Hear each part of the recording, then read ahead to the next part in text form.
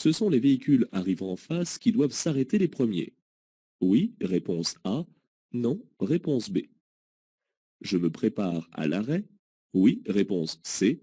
Non, réponse D.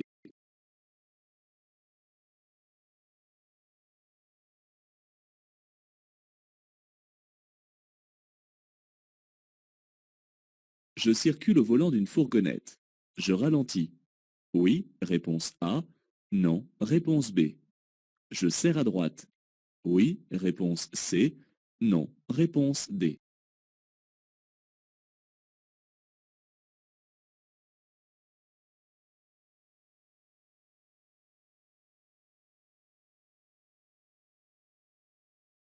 Je peux changer de voie.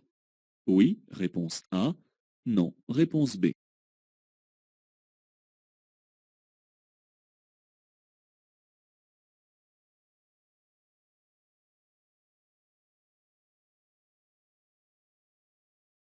Je garde ici une distance de sécurité suffisante pour dépasser ce cycliste. Oui, réponse A. Non, réponse B. Pour suivre ce cycliste. Oui, réponse C. Non, réponse D.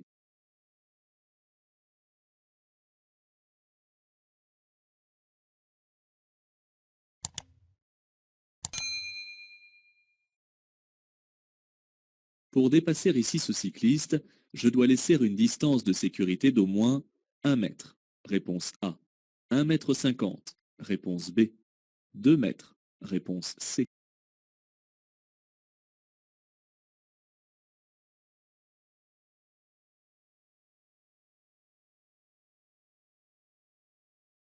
Je peux changer de fil pour aider ce camion à dépasser. Oui, réponse A. Non, réponse B.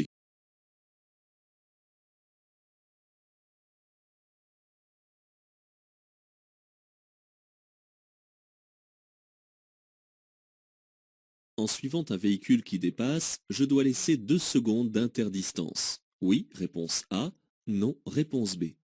Je suis à bonne distance de l'usager devant moi. Oui, réponse C. Non, réponse D.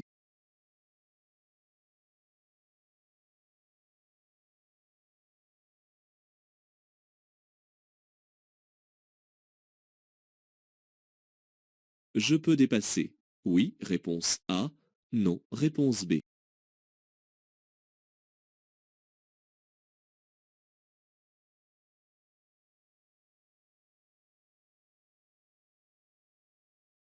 Je laisse passer cet usager.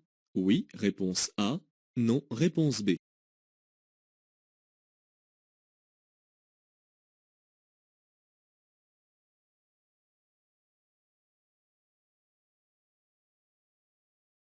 Cet usager se lance et roule un petit peu plus vite que moi.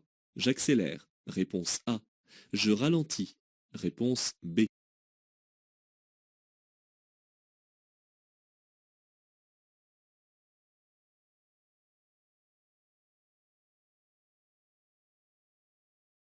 Après le panneau, je peux circuler à 30 km/h.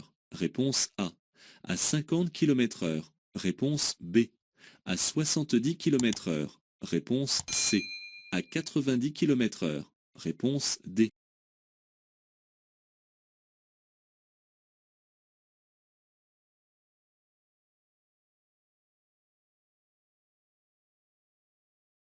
Je dois être prêt à m'arrêter si je tourne à gauche. Oui, réponse A. Non, réponse B. Si je tourne à droite. Oui, réponse C. Non, réponse D.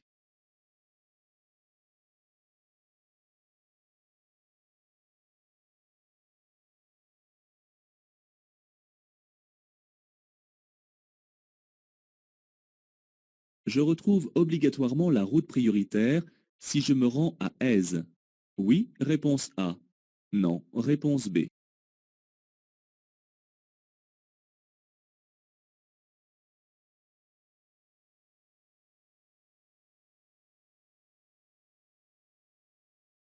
Je cède le passage aux usagers venant de la gauche. Oui, réponse A.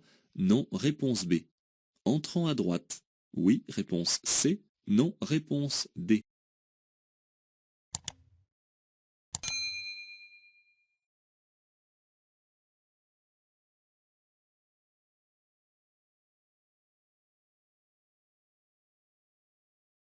Les règles de passage aux intersections s'appliquent aussi dans une résidence. Oui, réponse A. Non, réponse B.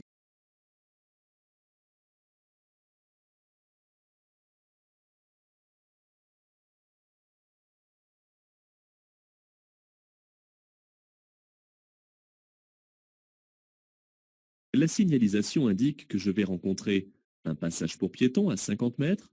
Oui, réponse A. Non, réponse B. Des feux tricolores à 50 mètres. Oui, réponse C. Non, réponse D.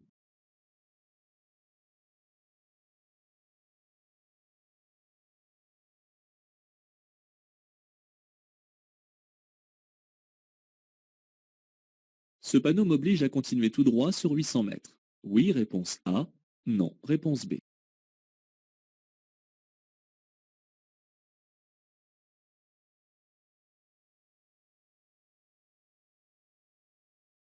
Sur cette route très étroite, je dois céder le passage tous les 50 mètres. Oui, réponse A. Non, réponse B.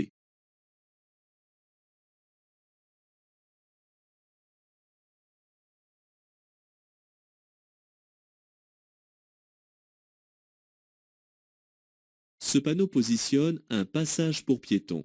Oui, réponse A. Non, réponse B. Un ralentisseur. Oui, réponse C. Non, réponse D.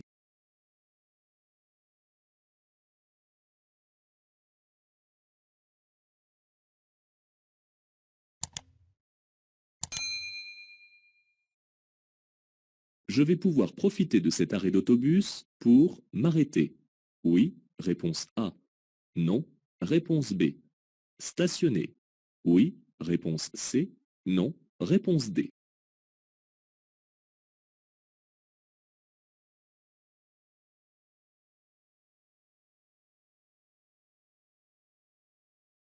En stationnant sans autorisation sur ce parking privé, je risque une amende. Oui, réponse A. Non, réponse B. La mise en fourrière de mon véhicule. Oui, réponse C. Non, réponse D.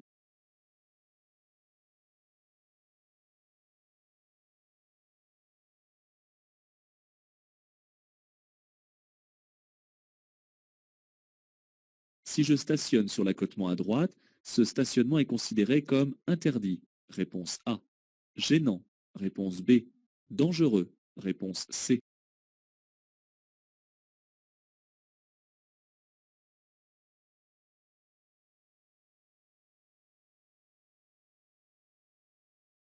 Je quitte une zone à stationnement. Gratuit. Réponse A. À durée limitée. Réponse B. Payant.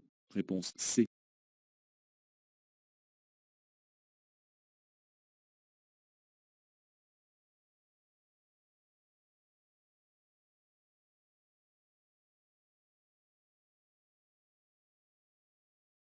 Ce parking est limité à 1 heure. Réponse A. Un jour. Réponse B. 7 jours. Réponse C.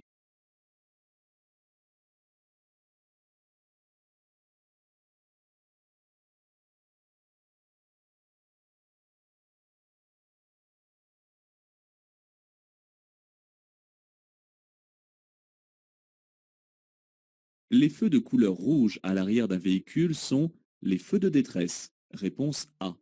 Les feux de stop. Réponse B. L'antibrouillard arrière. Réponse C. Les feux de position. Réponse D.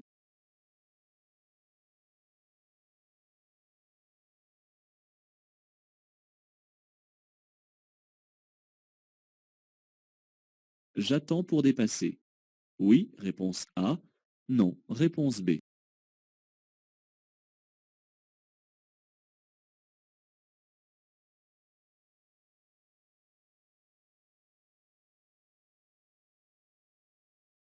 Je dois circuler ici sans dépasser 130 km/h. Réponse A.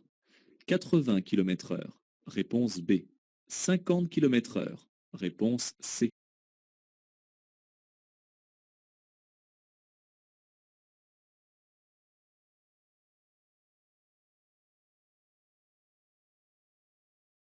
La commande située en haut à gauche permet de régler les rétroviseurs extérieurs à l'arrêt. Oui, réponse A. Non, réponse B. En circulation. Oui, réponse C. Non, réponse D.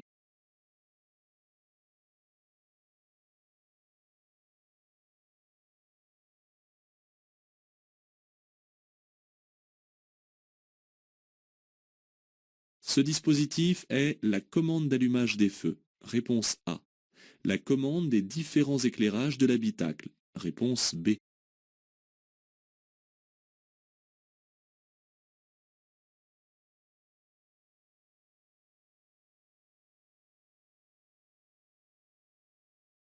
Il commence à pleuvoir. J'allume les feux de brouillard avant. Oui, réponse A. Non, réponse B. Le feu de brouillard arrière. Oui, réponse C. Non, réponse D.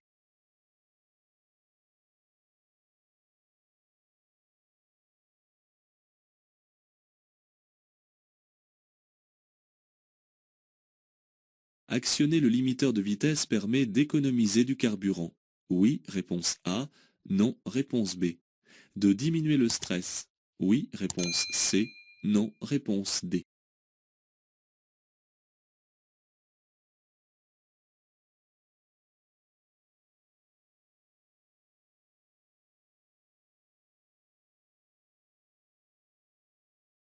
La pollution de ce véhicule est faible. Réponse A.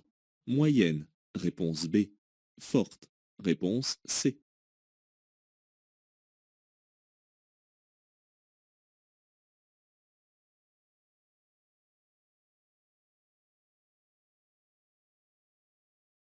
Je peux encore dépasser.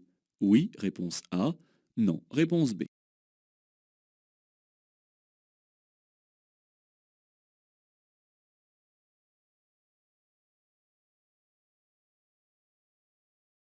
J'ai le droit de franchir la ligne continue pour dépasser ce véhicule. Oui, réponse A. Non, réponse B.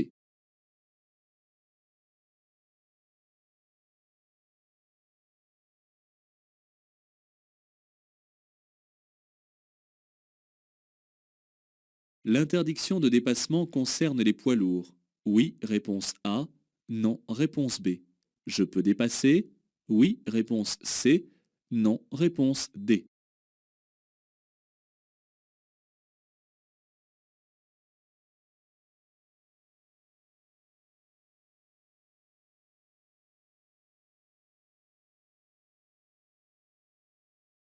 Je tourne à gauche. Je céderai le passage en face. Oui, réponse A. Non, réponse B.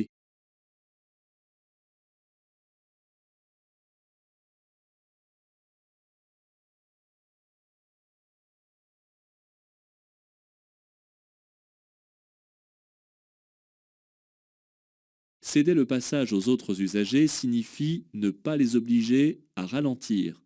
Oui, réponse A. Non, réponse B. À changer de trajectoire. Oui, réponse C. Non, réponse D.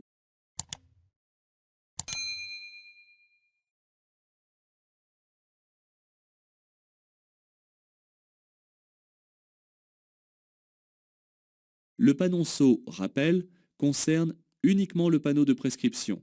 Réponse A. Les deux panneaux. Réponse B.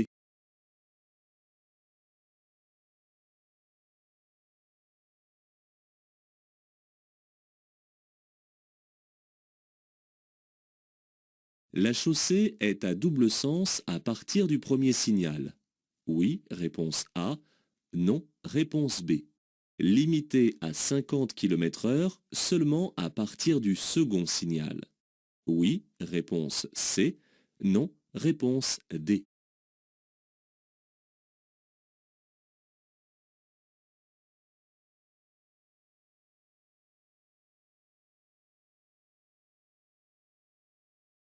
Le véhicule devant moi est conduit par un ou une apprenti conducteur. Réponse A. Une personne en conduite accompagnée. Réponse B. Une personne en permis probatoire. Réponse C.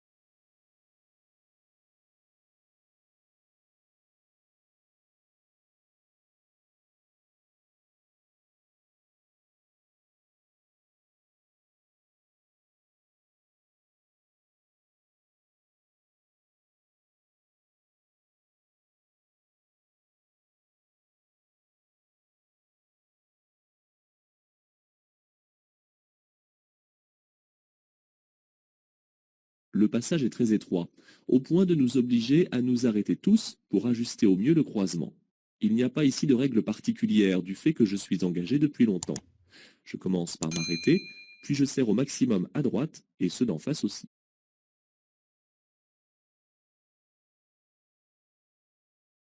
Vu ma position sur la chaussée, il devient urgent de ralentir et de serrer à droite pour faciliter le croisement avec ce gros véhicule agricole.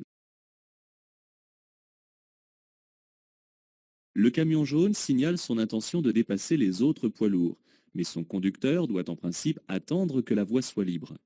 Je dois cependant prendre en compte la difficulté de manœuvre de ses usagers et prendre l'initiative de l'aider en changeant de voie si celle de gauche est libre. Je dois avoir le souci de respecter et de protéger les usagers les plus vulnérables sur la route. Dans cette situation, j'ai analysé avec un peu de retard que le marquage au sol, zébra et ligne continue interdit encore le dépassement. De plus, un véhicule arrive en sens inverse. Si le cycliste fait un écart de direction, je serai ici dans l'impossibilité de modifier ma trajectoire. Je suis vraiment trop près, que ce soit pour suivre ou pour dépasser. Lorsque je dépasse un usager, je dois toujours respecter une distance latérale minimum de sécurité appropriée à ma vitesse et au type d'usager. Par exemple, pour un cycliste en ville, ma distance de sécurité sera de 1 mètre minimum, car je circule à 50 km/h au maximum. En revanche, hors agglomération, ma distance de sécurité minimale sera de 1,50 m, car la vitesse est plus élevée. Ce sont des distances minimales qui ne m'interdisent pas d'en laisser plus. Le conducteur du poids lourd a indiqué son intention de dépasser l'autre camion devant lui. En restant ici, je risque de couper son élan. Raison pour laquelle, à l'aide du clignotant, il avertit à l'avance de son intention. Si personne n'est derrière moi sur la troisième voie, je peux l'aider dans sa manœuvre de dépassement en changeant de fil. Quelle que soit la situation, je dois impérativement laisser une distance de sécurité avec l'usager devant moi. Cette interdistance correspond à 2 secondes, soit plus de 70 mètres à 130 km/h. Ici, il y a tout au plus une dizaine de mètres, ce qui rend la situation dangereuse en cas de freinage. Le panneau d'indication ainsi que les flèches de rabattement obligent à rester à droite. Je ne dépasse pas et garde la distance de sécurité derrière ce camion. Une règle chapeaute toutes les règles de passage en intersection ou dans un passage étroit comme ici. Je ne peux m'engager que si je suis en mesure de dégager le lieu sans attendre et sans bloquer le passage. Ici, cet usager à la fois en sommet de côte et ensuite en descente aurait dû s'arrêter et devrait reculer. Mais il est engagé. Et il est plus facile pour nous deux que je reste là où je suis, car il pourra dégager dans l'espace qui s'élargit à ma gauche. Cet usager a peut-être mal mesuré ma vitesse d'arrivée pour son insertion dans la voie de circulation. Je n'ai pas à m'imposer et il est plus prudent de l'aider. Par courtoisie, je vais donc ralentir un peu. Auparavant, il était interdit de circuler à plus de 30 km/h. Ce panneau met fin à cette interdiction. Mais je suis en agglomération, par conséquent ma vitesse est limitée à 50 km/h. Je peux donc rouler à 30 et 50 km/h. En tournant à droite, je risque de me retrouver confronté au piéton qui marche sur le trottoir du même côté. Ce piéton souhaitera peut-être traverser la chaussée abordée en voulant continuer sa progression sur le même trottoir. Je dois donc être prêt à m'arrêter car cette personne ne me voit pas, étant de dos. De la même façon, la colonne des enfants sur le trottoir, à gauche, souhaitera peut-être également continuer tout droit, et je risque de les surprendre en tournant à gauche. Pour plus de sécurité, j'attendrai avant de m'engager pour tourner. La route sur laquelle je circule avait le statut de route à caractère prioritaire. Ce statut cesse à l'entrée de la commune et rien ne dit que la route d'Aise possède à son tour ce statut. Ce n'est pas parce que ma route perd son statut que les autres rues deviennent à leur tour des routes à caractère prioritaire. J'aviserai à l'intersection. J'aborde un sens giratoire où il est obligatoire de céder le passage aux véhicules circulant sur l'anneau. Ceux-ci arrivent de la gauche. Lorsque je serai à mon tour sur l'anneau, les usagers entrant à droite devront me céder le passage. Mais je ne dois pas, de ma position actuelle, forcer le passage sur ces derniers. À partir du moment où il s'agit d'un lieu ouvert au public, le code de la route s'applique intégralement. Ici, par exemple, je vais devoir céder le passage aux usagers venant à ma droite. Et les usagers arrivant à ma gauche devront me céder le passage. Le panneau du haut est un panneau d'indication qui donne la position du passage pour piétons. Il est précédé par un panneau de danger placé 50 mètres en amont. Le panneau du bas est un panneau temporaire de danger.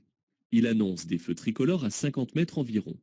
En général, ces feux alternent les sens de circulation au niveau des travaux. Le panneau carré sur fond bleu est un panneau d'indication. Il indique que je circule sur une chaussée à sens unique. Le panonceau précise que le sens unique couvre 800 mètres. Attention à ne pas confondre avec le panneau rond et bleu qui, lui, est un panneau d'obligation d'aller tout droit. La route que je vais emprunter est étroite et tous les usagers ne peuvent pas passer en même temps. C'est pour cela que le panneau de prescription indique que je dois laisser passer les usagers arrivant en sens inverse. Le panonceau, quant à lui, indique aux conducteurs de véhicules affectés au transport de marchandises qu'ils doivent laisser un intervalle de sécurité de 50 mètres entre eux afin de pouvoir passer. Ce panneau avait été précédé par un panneau de danger. Il positionne ici le passage pour piétons. Même si parfois ce passage est positionné sur un ralentisseur, ce n'est pas alors le même panneau d'indication qui le signale. Qu'il soit implanté hors ou en agglomération, l'arrêt et le stationnement sur les emplacements réservés aux autobus sont considérés comme gênants, donc interdits. Si je ne respecte pas cette règle, je risque une amende. Le panneau de prescription interdit l'accès de ce parking aux usagers étrangers à la propriété. Si je stationne sur ces emplacements privés, je risque alors la mise en fourrière de mon véhicule, ainsi que l'indique le panonceau. En effet, le propriétaire de ce lieu privé peut faire procéder à l'enlèvement d'un véhicule non autorisé. Cependant, je ne risque pas de contravention car l'infraction est commise dans un lieu privé. Si je stationne dans ce virage, je commets une infraction de stationnement interdit, bien sûr, mais également de stationnement dangereux. Cela peut me coûter la mise en fourrière de mon véhicule, ainsi qu'une forte amende, et un retrait de 3 points sur mon permis de conduire. Ce panneau me signale que je quitte une zone où le stationnement était payant et à durée limitée. Cela m'est indiqué grâce au petit symbole qui représente un parc-mètre. Ce panneau indique un parking public non payant et non limité en durée horaire. Cependant, d'après la réglementation, je ne peux pas laisser mon véhicule stationner plus de 7 jours consécutifs au même endroit, car cela devient alors un stationnement abusif. Les feux de couleur rouge à l'arrière du véhicule sont les feux de position, les feux de stop et l'anti-brouillard arrière. Les feux de détresse sont de couleur orangée et les feux de marche arrière sont blancs. La ligne axiale est mixte, ce qui autorise le dépassement au véhicule de mon sens de circulation. Cependant, la courbe au loin réduit trop la visibilité vers l'avant. De plus, le soleil rasant m'empêche de bien voir si un véhicule arrive en sens inverse. Pour le moment, je reste donc sagement derrière le poids lourd. Il arrive parfois que les conditions météorologiques extrêmes obligent à un comportement très contraignant. Dans le cas où la visibilité est réduite à environ 50 mètres, comme ici, je dois appliquer la règle des 50. 50 mètres, 50 km/h, 50 mètres de distance de sécurité minimum. Avant de prendre la route, je dois m'installer correctement à mon poste de conduite, régler le siège et le dossier, régler les rétroviseurs extérieurs et intérieurs, boucler ma ceinture, et vérifier que tous mes passagers en font autant. Pendant que je roule, toute mon attention doit être mobilisée sur ma conduite et sur les autres usagers. Ce n'est pas le moment de régler les rétroviseurs.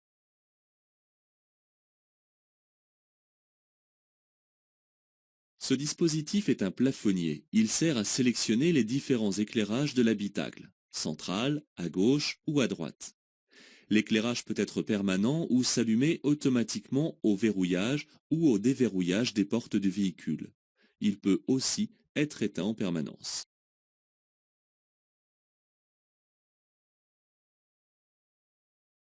Par temps de pluie, la visibilité est réduite. Pour mieux voir, j'actionne mes essuie-glaces et pour être vu, j'allume mes feux de croisement. Les feux de brouillard arrière et avant sont interdits par temps de pluie car ils éblouissent les usagers. Pour pouvoir allumer les feux de brouillard avant, il faut une forte pluie qui fasse rideau.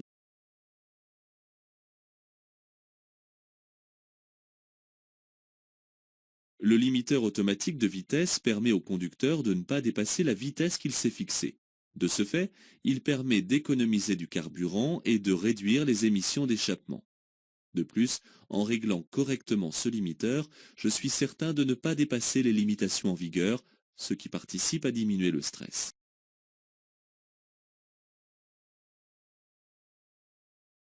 Cette étiquette, obligatoire sur les véhicules neufs, permet de connaître le niveau de pollution du véhicule que l'on acquiert. Du vert foncé, faible pollution, au rouge vif, très forte pollution, on trouve les niveaux intermédiaires. À partir du niveau jaune, la pollution commence à devenir importante.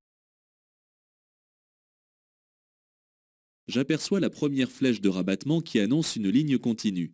Il reste donc 150 mètres, ce qui est insuffisant pour commencer un dépassement, car la manœuvre risque de ne pas être terminée avant le début de la ligne continue. Une ligne continue interdit le dépassement de tous les véhicules, y compris celui des véhicules circulant à allure lente. Sinon, il y aurait une ligne de dissuasion. Le panneau d'interdiction concerne les poids lourds du fait que le symbole comporte la silhouette d'un camion. Cependant, la ligne au sol n'incite pas au dépassement, sauf un véhicule à progression lente. Elle contingente ici les usagers sur deux fils afin d'éviter des manœuvres délicates en un lieu où il y a des travaux. Avant de tourner à gauche, je dois m'assurer qu'aucun usager ne vient en face. Ici, je vais couper la route au véhicule arrivant en face, ce qui m'oblige à m'arrêter et à lui céder le passage. Je tournerai après lui. Il est primordial de prendre le plus possible d'informations avant de se lancer sur la voie d'accélération, car une fois lancé, il n'est pas du tout prudent d'avoir à freiner ou pire, s'arrêter. Si j'oblige un autre usager à ralentir ou à changer de trajectoire pour me laisser macérer, je le gêne et je commets alors une infraction. En regardant dans le rétroviseur intérieur, je remarque que la chaussée était auparavant à sens unique. À partir du panneau de danger, la circulation se fera dans les deux sens. Le panonceau rappel concerne donc uniquement le panneau de prescription et rappelle aux usagers que la limitation de vitesse antérieure reste d'actualité.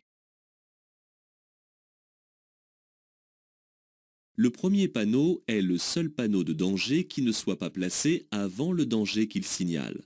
Il est toujours implanté en signal de position. À partir du panneau, la chaussée devient à double sens de circulation. Le panneau suivant, qui limite la vitesse à 50 km/h, est un panneau de rappel. La vitesse était donc limitée avant.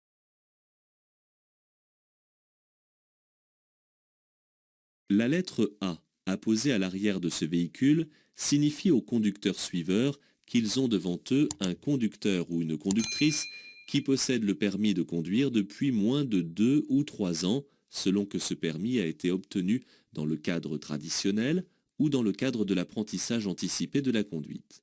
Cela signifie également que cette personne est en période probatoire. En revanche, dans le cadre de la conduite accompagnée, c'est le sigle CA qui doit être apposé à l'arrière du véhicule.